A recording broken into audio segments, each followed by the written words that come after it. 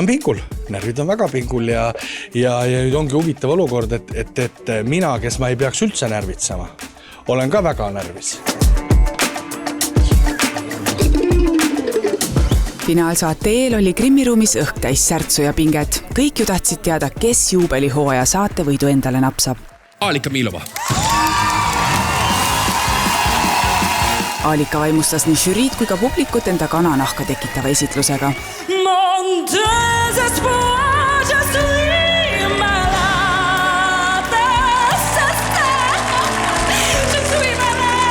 Ausalt öeldes esimene asi, mis mul tuleb ette on, et Eesti rahvas usaldab mind ja et Eesti rahvas usub minusse.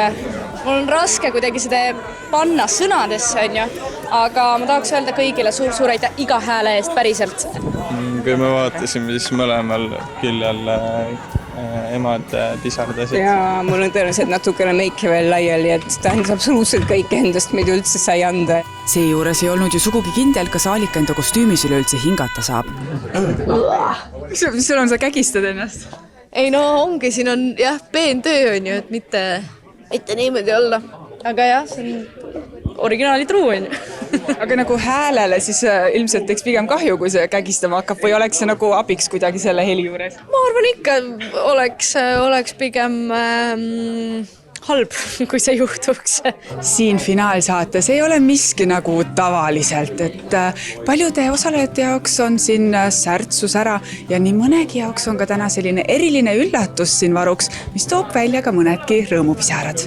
Sinu õpetaja Kare Kauks annab sulle väikesed juhised enne finaali ja toetussõnad ja sellise hea energia kaasa, nii et sa pead selle läbi lugema enne saadet. See on päris Kare Kauks või? See on päris Kare Kauks. Päriselt või? Ja. Ossa, ma ei tohi ropendada, jah. Kare Kauks pidas ka Ann-Marleeni meeles. Kare Kauks oli minu esimene õpetaja Otsa koolis ja mingid õpetajad on sellised, kes jäävad eluks ajaks. Ma ikka endiselt mõtlen vahepeal Kare peale ja tema oli see, kes minusse võib-olla õpetajana kõige esimesena uskus. Sõnad, mille Kare Kauks paberile kirja pannud on, pugesid Saarale enam kui hinge. Kas see nüüd aitab kaasa mu esitlusele või mitte, aga ma olen natuke endast väljas nüüd. Ma jätan aega ennast koguda ja Krimm uuesti teha ja kõik. Lavale võttis Saara siiski kogu saadud motivatsiooni kaasa ning pani kogu enda hinge Kare Kauksi kehastusse. Kord läksin väravast välja üksi suurele teele. Kare Kauksi sõnad motivatsiooniks astus ka Ann-Marlen uhkes kostüümis lavale.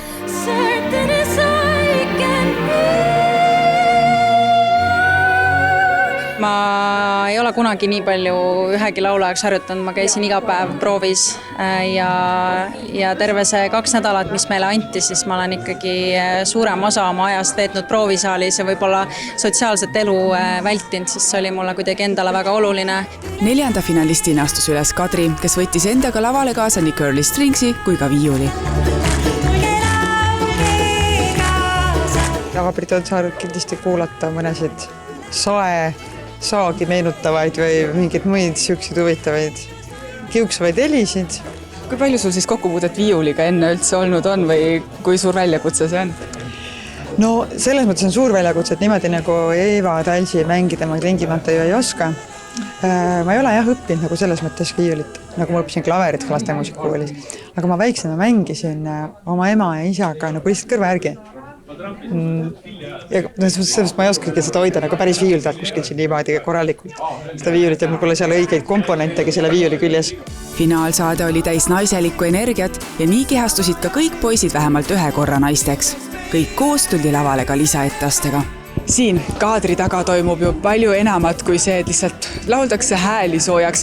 Siin käib ju ka see Krimmi tegemine ja siit Krimmiruumist on nii palju haldjaid, kes need maskid, Krimmid inimestele näkku panevad ja aitavad, et nad näeksid ikkagi välja nagu need päris staarid, keda nad etendavad. Vaatame siis, kuidas teil siis see kord läinud on, kui palju tervist, kui palju Krimmi, ma ei tea, meiki, huulepulki, kõike muud läinud on? Sama nagu iga saade. Issa, mul ei ole häält ju.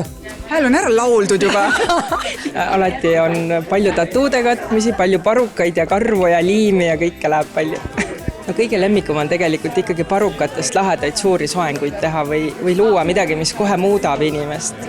muuta silma või Krimmi kuju. Muidugi alati on naljakas poistest teha naisi. Kaunid naised siin leida täna. Kaunid baleriinid. Kas balletti siis läheb tantsimiseks või pigem? Ma ei tea, aga minu puhul ei saa niikuinii aru, mida ma tantsin seal. Balletti või keksu. Ma arvan, et ikka saab aru küll, aga kui palju sa siis tänaseks etteasteks siin harjutanud oled? No ikka harjutanud, kõvasti.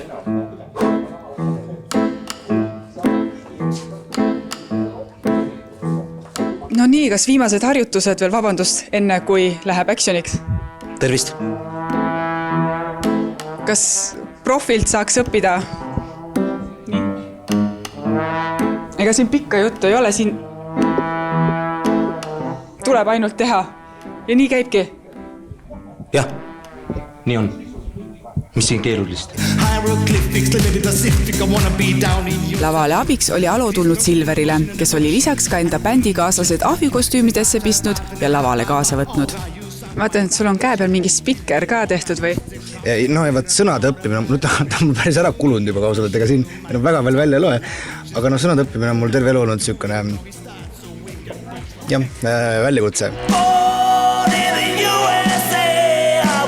Bruce Springsteeni, mis ma teen teist, siis ega ma seda ka väga palju ei harjutanud, sest et seal oli see teema, et see, kuidas ta laulab seda, on niivõrd ebatervislik lihtsalt mu häälele ja mul oli vaja nii palju kontserdi teha vahepeal, et ja laulda nagu õige operi häälega, et ma ei saanud nagu raisata sinna peale seda. Ann-Marleeni jäljendades ei suutnud Kohver finaalsaates isegi ennast väga tõsiselt võtta. Vaatasin paar korda seda videot, kuidas Ann-Marleen laulis külma ja siis jätsin meelde, mis teha tuleb ja siis nii ma valmistusingi. Ann-Marleenilt ei küsinud, et mida võiks jälgida? Ei, ma küsisin, et kuidas tal need käisid, mis järjekorras ja siis ta need pani mulle paika. See oli nagu abiks vähemalt selles mõttes, aga laulmise mõttes vaatad, kuidas tuleb? No ega laulmine ei ole see, mille pärast mind siia saatesse on võetud. Me oleme seda kuulnud läbi terve selle hooaja. Et ma sellega ei viitsinud üldse enam tegeleda. Väga tugeva ja ajalukku mineva esitluse tegid ka külalistena üles astunud eelmise hooaja näosaate osalejad Jüri Pootsman ning Reigo Tamm. Kui sa hästi nüüd mõtled. 9. saates panid staarid end proovile, näitasid, mis neis peitub. Nüüd on see teekond lõppenud ning teekonna võidutiitli võtab enda kanda Allika.